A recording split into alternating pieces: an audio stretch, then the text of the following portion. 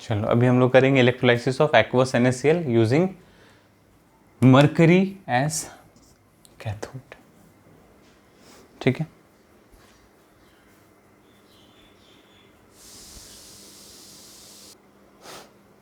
कर लिया इसको। Electrolysis of aqueous NaCl using mercury. ये भी इनर्ट ही है, हम लोग इनर्ट है, ये भी इनर्ट ही है।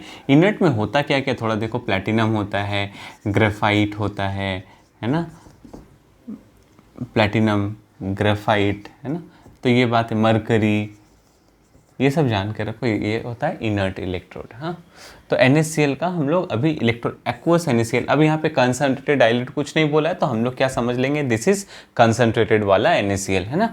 और क्या होगा, मरकरी एज कैथोड ले रहे हैं हम लोग। यहाँ पे सेल को पहले डिज़ाइन कर लेते हैं।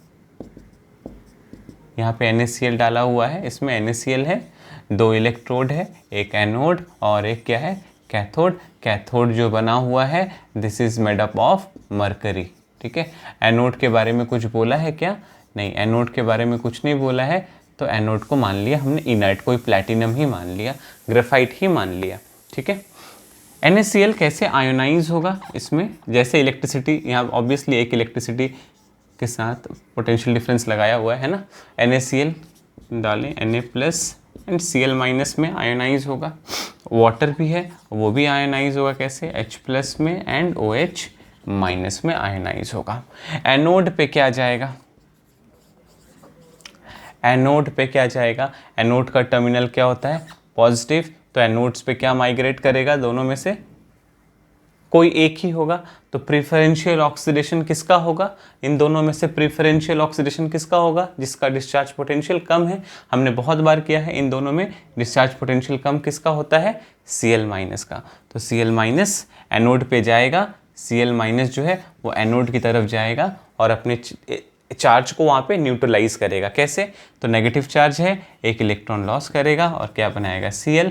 अगर इसको Cl2 करना होगा तो यहाँ पे भी 2, यहाँ पे भी 2, डायरेक्टली मैंने कर दिया। हाँ, यहाँ पे कैथोड पे क्या होगा, जिसका टर्मिनल क्या है, नेगेटिव, इस नेगेटिव पे कौन अट्रैक्ट होगा, तो Na प्लस भी जा सकता है, H प्लस भी जा सकता है। ठीक है, अच्छा, लेकिन कैथोड एक बात याद रखो, किस चीज़ का बना हुआ है, मरकरी का। कैथोड किस चीज़ का बना हुआ है, मरकरी का, ये बात याद रखना। तो इन दोनों में से किसका डिस्चार्ज पोटेंशियल कम है, H प्लस का डिस्चार्ज पोटेंशियल कम है, तो जिसका डिस्चार्ज पोटेंशियल कम होगा वही क्या होगा, डिस्चार्ज होगा, तो ये H प्लस किस पे जाएगा, मरकरी पे जाएगा, है ना। लेकिन ऐसा नहीं होता है, ये भी एक्सेप्शन है, ध्यान में रख लो इसको।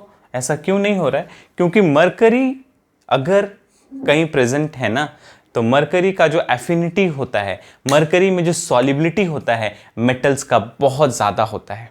मरकरी में जो सॉलिबिलिटी होता है मेटल्स का बहुत हाई होगा, तो ये वाला काफ़ी, ये जो सोडियम है या कोई भी रहेगा, अगर मरकरी है और H प्लस है तो, या फिर उसके साथ में कोई भी मेटल है, तो मेटल्स का एफिनिटी या फिर मेटल्स का सॉलिबिलिटी मरकरी में काफ़ी हाई होता है, तो यहाँ पे H प्लस नहीं जा करके क्या जाएगा, Na प्लस। तो in presence of mercury as cathode, the discharge potential of Na plus decreases.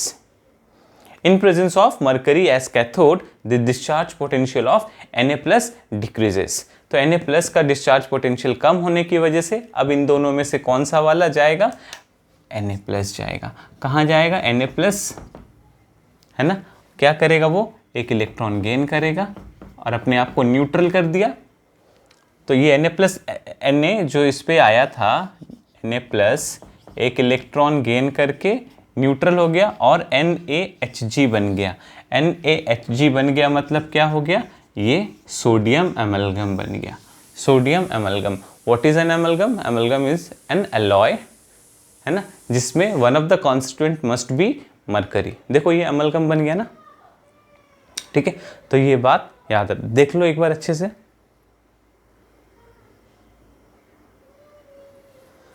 अगर हमने इस एमलगम को वापस वाटर के साथ डिस्टिल किया, है ना, वाटर के साथ अगर रिएक्ट करेंगे ना, तो ये देखो एक बहुत ही इंपॉर्टेंट कंपाउंड बनाएगा, NaOH बनाएगा, और क्या बनाएगा, H2 बनाएगा एंड Hg बनाएगा। NaOH H2 एंड Hg बनाएगा।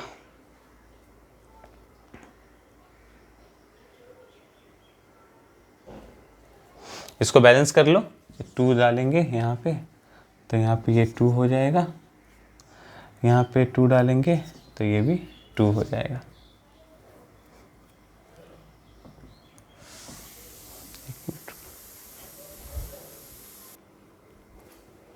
बैलेंस करके देखो, यहाँ 2 डालेंगे तो ये भी 2 होगा, 2 NaOH हो जाएगा एंड 2 Hg हो जाएगा। इस तरह से ये इक्वेशन भी बैलेंस्ड हो जाएगा, है ना।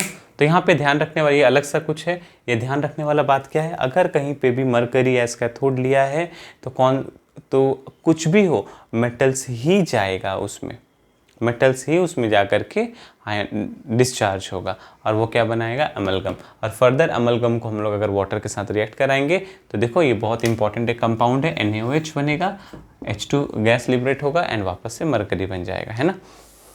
तो ये एक अलग सा इक्वेशन था। अब इसके बाद 2 फिर से तुम लोग और करो।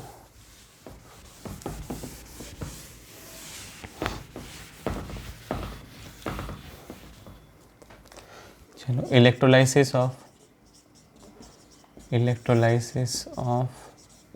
aqueous HCl, aqueous NaNO3, है ना।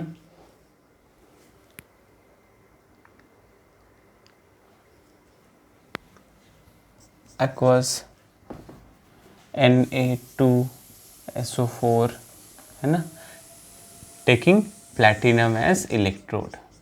इन तीनों का जल्दी से करके मुझे प्रोडक्ट बताना, इन तीनों का करो और मुझे प्रोडक्ट लिख करके बताओ, मुझे मैसेज करो। इन तीनों का लिख करके मैं बताऊंगा नहीं, इन तीनों, इसका अलग करोगे कैथोड पे क्या बन रहा है, एनोड पे क्या बन रहा है, इसका अलग इलेक्ट्रोलाइसिस करोगे, एनोड पे क्या प्रोड्यूस हो रहा है, कैथोड पे क्या प्रोड्यूस हो रहा है, इसका अलग से करोगे, एनोड पे क्या बन रहा है, कैथोड पे क्या बन रहा है, ये तीनों का इलेक्ट्रोलाइसिस करके उसका प्रोडक्ट को बताओगे मुझे।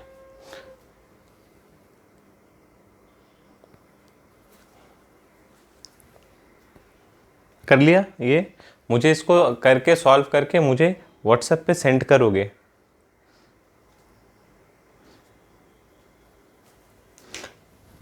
और भी एक करना है, electrolysis of copper sulphate, electrolysis of copper sulphate and silver nitrate aqueous है, दोनों ही एक्वस है, यूजिंग प्लैटिनम एज इलेक्ट्रोड्स। ये टोटल 5 इलेक्ट्रोलाइसिस करोगे, एकदम इजी वाला है। यहाँ पे कोई भी तुम इलेक्ट्रोड भी इनर्ट है ना, तो आराम से करो इसको, पांचों को सॉल्व करके मुझे आंसर भेजोगे। कोई प्रॉब्लम होने से पूछना, मैं फिर से उसको भी बताऊंगा, ठीक है। चलो नेक्स्ट करते हैं हम लोग, electrolysis of H2SO4, aqueous H2SO4, electrolysis of aqueous H2SO4 using platinum as electrode, electrolysis of H2SO4 using platinum as electrode। ये करो। अब यहाँ पे ना एक क्वेश्चन बोलता है, ध्यान से देखना, इलेक्ट्रोलाइसिस ऑफ H2SO4 ध्यान से देखना, ये नॉर्मल करंट डेंसिटी में पूछता है कभी कभी। एक और फैक्टर था ना जिस पे क्या प्रोडक्ट बन रहा है, वो डिपेंड करता था किस पे, अमाउंट ऑफ चार्ज पे, है ना। तो नॉर्मल करंट डेंसिटी पे भी पूछता है कि इसका इलेक्ट्रोलाइटिक प्रोडक्ट क्या होगा, और एक हाई चार्ज डेंसिटी पे भी पूछता है, high charge density. Normal charge density में भी करंट बोलो, चार्ज बोलो, नॉर्मल चार्ज डेंसिटी पे भी पूछता है, या फिर हाई चार्ज डेंसिटी पे भी बोलता है कि अगर हम लोग H2SO4 का इलेक्ट्रोलाइसिस करेंगे तो प्रोडक्ट क्या होगा। नॉर्मल चार्ज डेंसिटी में नॉर्मल होगा, H2SO4 जो है वो आयनाइज होगा कैसे, H+ में एंड SO4 2- में, है ना। एंड H2O कैसे आयनाइज होगा, H+ में एंड OH- में। तो कैथोड पे, एनोड के पहले लिखेंगे, एनोड पे क्या जाएगा, एनोड का टर्मिनल क्या होता है, पॉजिटिव, तो पॉजिटिव पे ये दोनों में जाएगा। तो इन दोनों में से कौन सा प्रेफरेंशियल एनोड पे डिस्चार्ज होगा, प्रेफरेंशियल डिस्चार्ज किसका होगा, जिसका डिस्चार्ज पोटेंशियल कम होता है।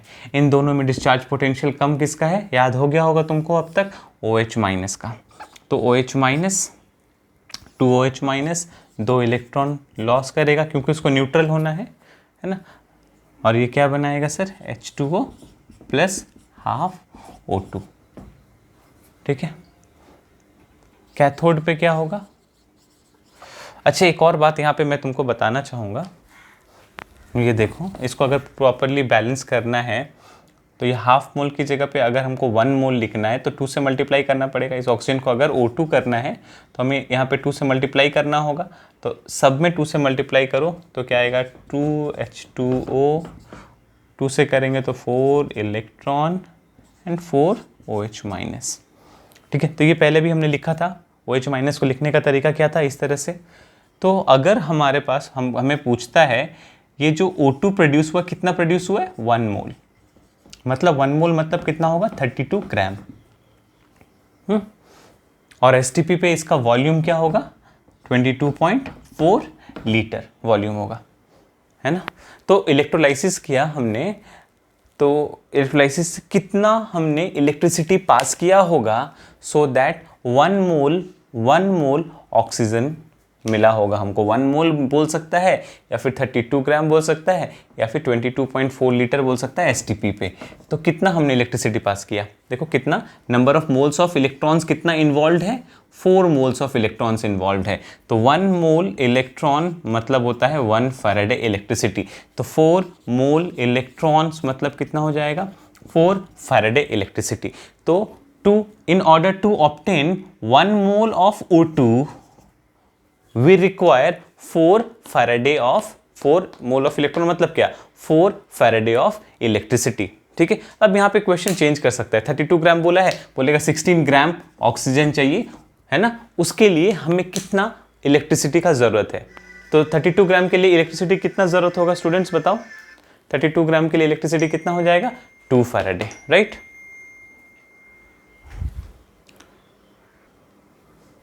ठीक है, तो 32 ग्राम 16 ग्राम ऑक्सीजन प्रोड्यूस करने के लिए कितना चाहिए होगा इलेक्ट्रिसिटी, वी नीड व्हाट, 32 ग्राम के लिए 4 फैराडे चाहिए होता है, तो 16 के लिए कितना चाहिए होगा, 2 फैराडे चाहिए होगा। अब तुमको ग्राम में नहीं बोल करके बोल सकता हो, वॉल्यूम में बोलेगा find how much electricity is required for the production of 44.8 litre of oxygen at STP, है ना। तो तुम इसको पहले मोल में चेंज कर लो। तो 44.8 लीटर मतलब कितना होता है, 22.4 लीटर मतलब 1 मोल, तो 44.8 लीटर मतलब 2 मोल। तो एक्चुअली में ये 44.8 लीटर बोलना मत चाहता है, मतलब वो 2 मोल O2 बोलना चाहता है। ठीक है, तो 1 मोल ऑक्सीजन के लिए 4 फैराडे चाहिए, तो 2 मोल ऑक्सीजन के लिए कितना चाहिए होगा, 8 फैराडे चाहिए होगा। तो इस टाइप का भी क्वेश्चन आएगा, मैंने न्यूमेरिकल में तुम लोगों को दिया है, उस नोट्स में पढ़ो, उसको सॉल्व करो, इस तरह से ही सॉल्व करना होता है। ठीक है, चलो हम लोग अब जो टॉपिक था उस पर ही जाते हैं।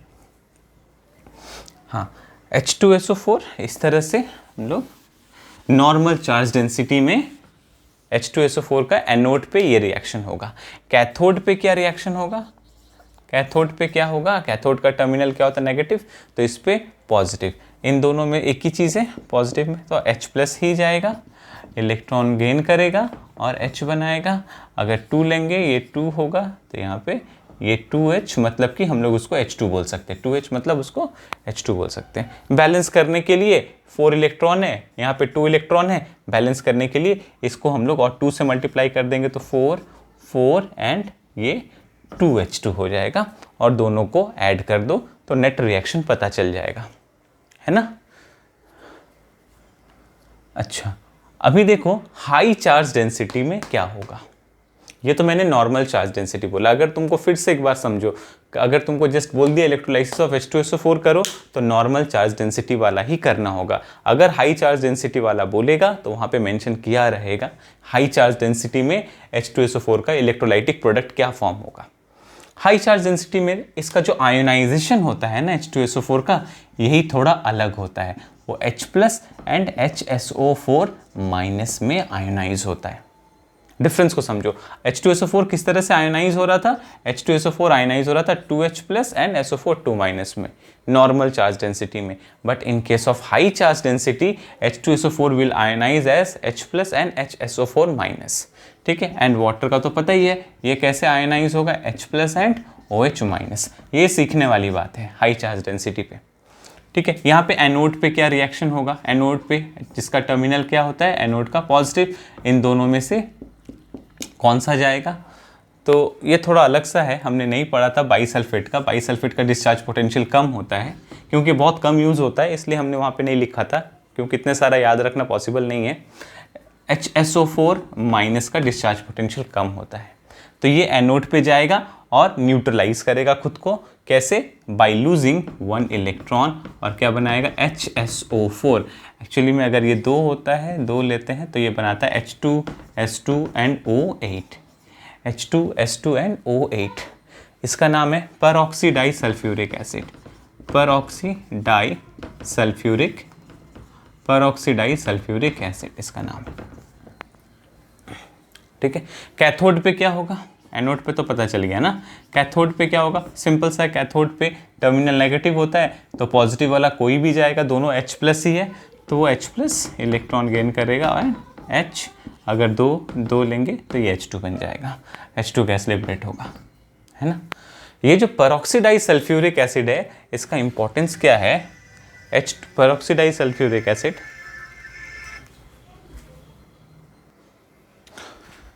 कैथोड का तो रिएक्शन बहुत ईजी है, मैं बता रहा था परऑक्सीडाइज सल्फ्यूरिक एसिड बहुत इंपॉर्टेंस है। क्यों, क्योंकि H2S2O8 को जब वाटर के साथ हम लोग हाइड्रोलाइज करेंगे ना तो ये बनाता है H2SO4 एंड H2SO5। ठीक है, इसका नाम तो पता ही है, इसका नाम होता है परऑक्सी मोनोसल्फ्यूरिक एसिड, परऑक्सी मोनोसल्फ्यूरिक एसिड। ये जो परऑक्सी मोनोसल्फ्यूरिक एसिड होता है ये स्टेबल नहीं होता है, ये वाटर के साथ फिर से रिएक्ट करेगा और बनाता है H2SO4 एंड H2O2। तो यहाँ से हम लोग H2O2 का भी प्रिपरेशन कर सकते हैं। तो ये रिएक्शन को तुमको जानना पड़ेगा, ये थोड़ा सा अलग सा है टॉपिक, जहाँ पे low normal charge density and high charge density में हम लोग पढ़ रहे हैं। तो हाई चार्ज डेंसिटी में क्या है, देखो इस तरह से हम लोग को लिखना पड़ेगा लास्ट तक। इस प्रोडक्ट को थोड़ा अच्छे से 2-3 बार प्रैक्टिस करोगे समझ में आएगा। अब इसके बाद हम लोग इलेक्ट्रोलाइसिस करेंगे, जहाँ पे इलेक्ट्रोड्स जो यूज़ होगा वो होगा एक्टिव इलेक्ट्रोड्स, एक्टिव इलेक्ट्रोड्स। ठीक है, तो ये अच्छे से पढ़ लो अभी तक जितना सारा इलेक्ट्रोलाइसिस किया है। इसके बाद हम लोग जो पढ़ेंगे एक्टिव इलेक्ट्रोड्स पे इलेक्ट्रोलाइसिस कैसे होता है। ठीक है स्टूडेंट्स।